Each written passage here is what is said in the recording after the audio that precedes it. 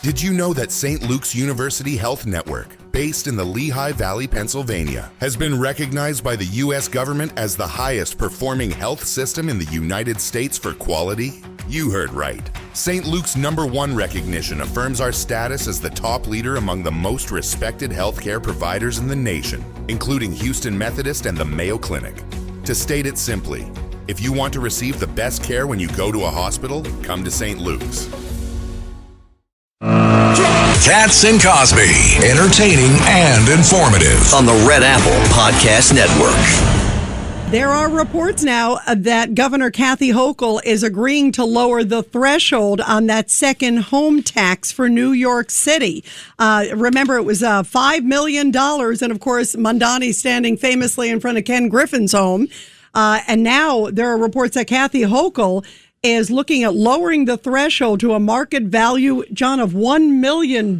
Is there any apartment or is there any condos in New York that are less than $1 million? Yeah, that's the point. How is that affecting her? Their whole thing is the tax the rich. Forgive me, in New York City, $1 million. Well, you're That's taxing, not rich. Right. You're taxing the Middle lower class. middle class. Exactly. The lower middle class. That means they're going to go after everybody. So what that happened to means tax the rich? he's been doing those clips in front of a school teacher in a nurse's house. Yeah, that's next ad, right? That's the next All right, ad. why don't we go to Melissa DeRosa, who nobody knows Albany better than Melissa DeRosa. Melissa, of course, the former senior aide to then Governor Andrew Cuomo. Melissa, what's your reaction to this big breaking news that now they're lowering it from $5 million to $1 million?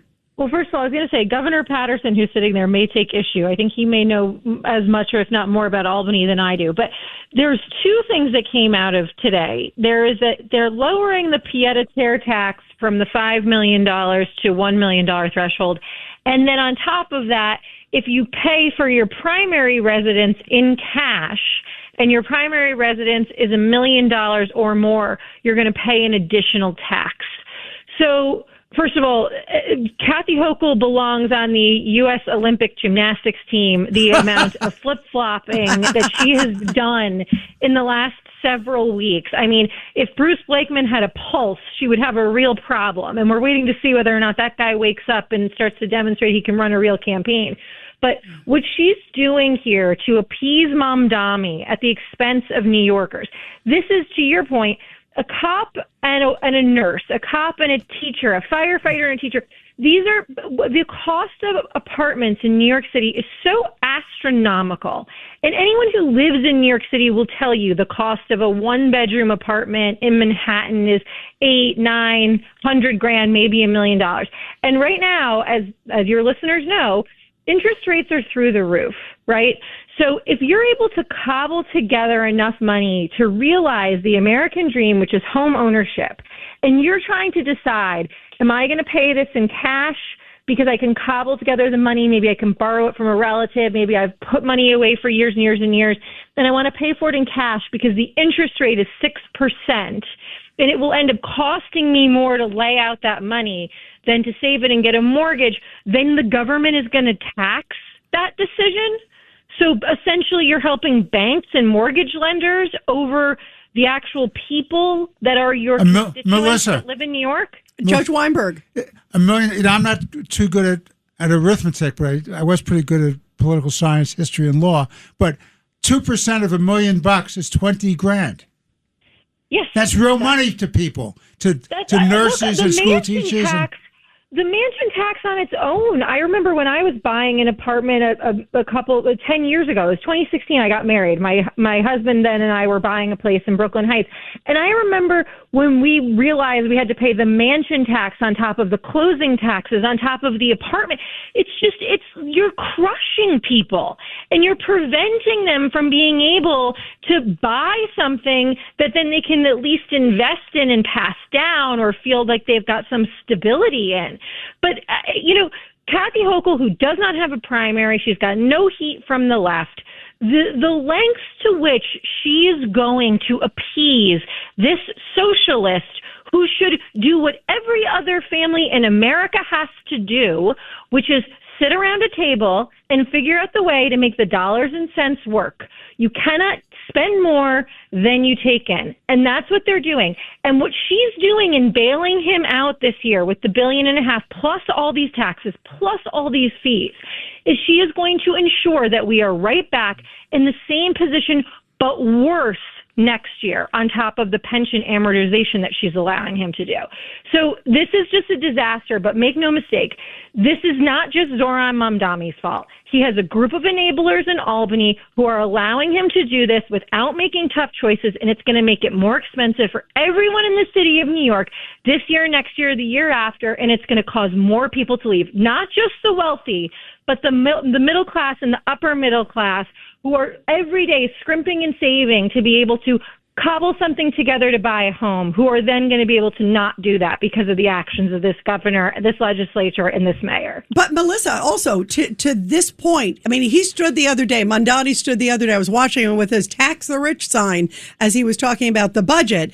So to what we're all saying, I would imagine there's going to be backlash. I mean, first of all, there was plenty of backlash just by driving out big business folks like Ken Griffin and others.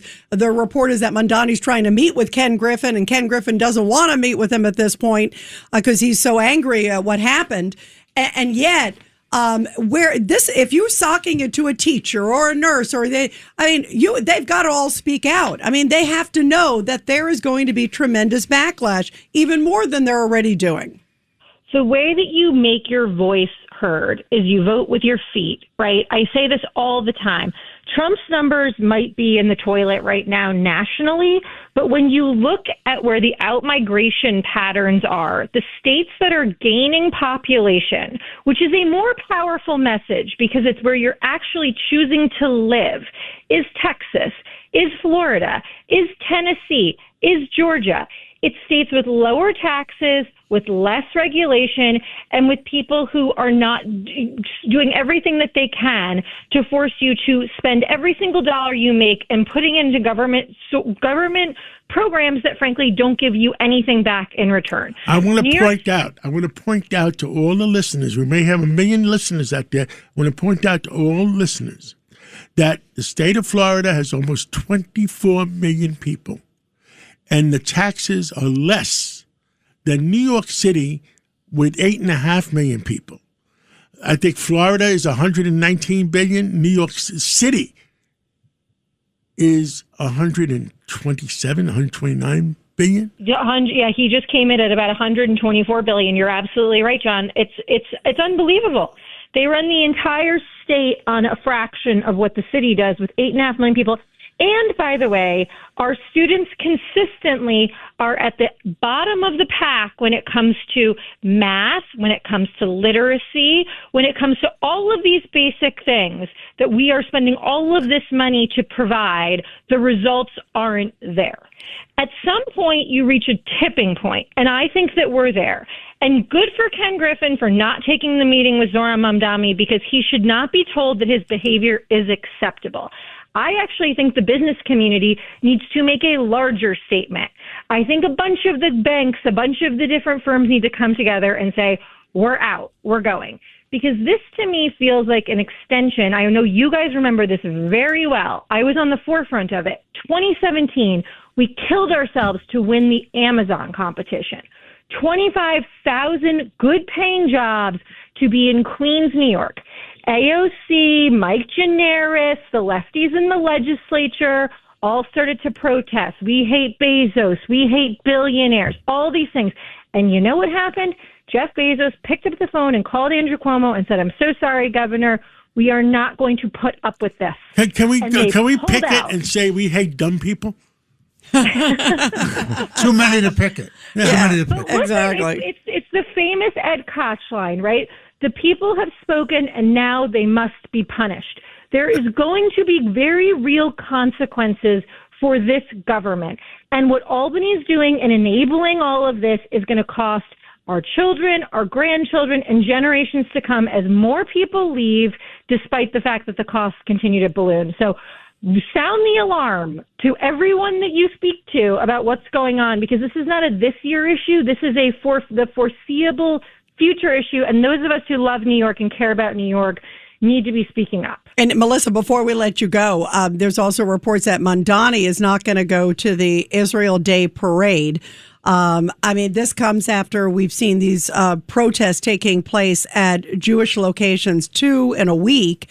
And his response has been... These are riots. Well, that's my point. These are riots. His comments, Judge, have been so tepid and lackluster. He's been propping up the protesters, saying it's free speech and going after Israel. That's going to drive people out even more so. No, look, the one thing the guy has been consistent on, he flip-flops on everything. The one thing he has been consistent on is his total and utter hatred and disdain for Israel. And his wife, liking and retweeting posts that celebrate the rape and murder of innocent people in Israel after October 7th, refusing to say that I'm going to denounce, globalize the Intifada, which is a terrorist cry. So does it surprise me? No. Did it have any repercussions in the election last year? No. Let's see what happens at the Israeli parade, because they're threatening Governor Hochul that if she shows up, there'll be heck to pay. Well, look, she is his number one enabler. So at some point, she's got to start to feel the heat from that, or we all just have to accept the fact that both the city and the state are run by the Democratic Socialists of America and their anti-Israel ways, and it just is what it is. So, at some point, people have to feel heat for their consequences, or else it's just going to continue on like this. Okay, we have to go to the world stories right now, and thank you for the update on Albany and New York City, Melissa. New York State. Thanks, Melissa. And Melissa, keep fighting. All right, guys, talk soon. Bye. Thank you. 77 WABC and Bergen Newbridge Medical Center honor the life of legendary broadcaster and our friend, Ernie Anastas. Hi, it's Ernie Anastas. Your thoughts can affect how you feel. Bergen Newbridge Medical Center is the largest hospital in New Jersey, providing comprehensive, equitable, compassionate, and high-quality emergency inpatient and outpatient medical care, plus mental health services and substance use disorder treatment. The Bergen Newbridge team can address your total health needs in one convenient location. Call 201-225-7130 for an appointment or newbridgehealth.org.